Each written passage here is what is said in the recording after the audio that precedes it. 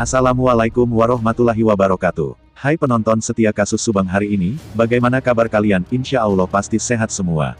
Sebelum kita ke pokok pembahasan, Mimin sangat bersyukur ya kepada kalian yang telah mengklik video ini, yang artinya, Mimin yakin kalau kalian masih penasaran terkait siapa pelaku pembunuhan ibu dan anak di Subang, dan kalau begitu mari kita kawal sama-sama kasus pembunuhan Subang ini sampai terungkap. Kasus pembunuhan Tuti dan Amel, di Subang, Jawa Barat telah memasuki hari ke-114. Polisi telah memeriksa 55 saksi dan menemukan sejumlah petunjuk. Sejak kasus Subang itu mencuat, perkara tersebut memang langsung ditangani Polres Subang. Adapun yang terbaru, penyidik Polda Jabar kembali memanggil salah satu saksi kunci.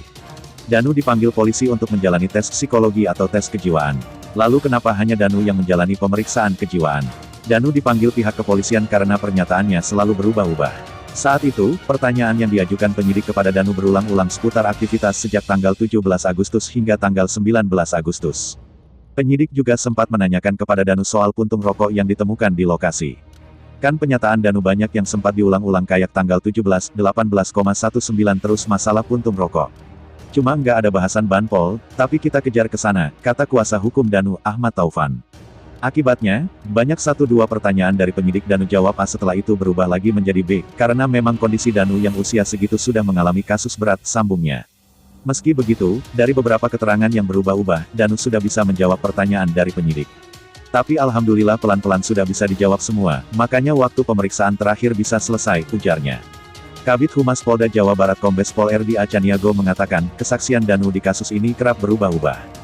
Jadi, dalam pemeriksaan yang dilakukan Polres Subang tetap dilakukan, masih tetap dilanjutkan karena ada beberapa informasi yang berubah-ubah dari keterangan-keterangan saksi, kata RD dikutip dari tribunjabar.id.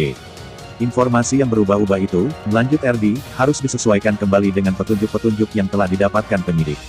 Misalnya melihat ada beberapa kendaraan yang lewat. Nah, kendaraan ini kan tentu harus disesuaikan dengan petunjuk-petunjuk. Jadi, kita gak boleh bergegabah dalam menentukan petunjuk-petunjuk maupun bukti-bukti yang diberikan oleh saksi dalam keterangannya, jelasnya. Namun, bukan hanya Danu yang dimintai keterangan, penyidik Polda Jabar juga memanggil Yosef, Yoris, dan Yanti. Dalam pemeriksaan yang dilakukan polisi, Yosef dicecar 39 pertanyaan oleh penyidik seputar aktivitasnya pada tanggal 17 Agustus dan tanggal 18 Agustus atau sebelum dan ketika menemukan korban.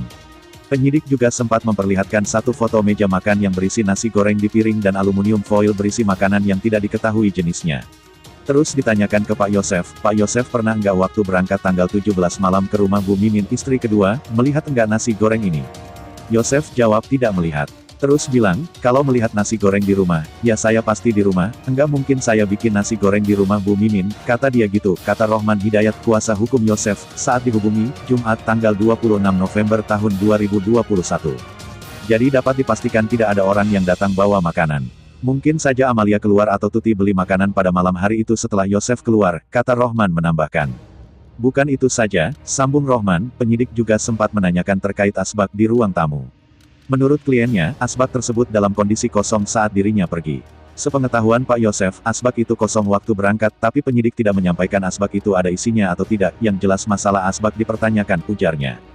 Sementara, hasil pemeriksaan Yoris dan Yanti tidak berlangsung lama. Sementara itu, di Reskrimum Polda Jabar Kombes Pol Kayani Sudarto mengakui ada saksi yang dipanggil untuk dimintai keterangan. Namun, pihaknya masih terus melakukan pendalaman dan penyelidikan terkait dengan kasus tersebut. Iya, dipanggil. Kami masih lakukan pemeriksaan dan penyelidikan. Sampai saat ini belum ada yang ditetapkan sebagai tersangka, katanya di Mapolda Jabar, Senin, tanggal 6 Desember tahun 2021. Dan bagaimana menurut kalian? Silahkan tinggalkan komentar kalian semua dan tunggu video-video saya selanjutnya hanya di channel Indonesia Seleb.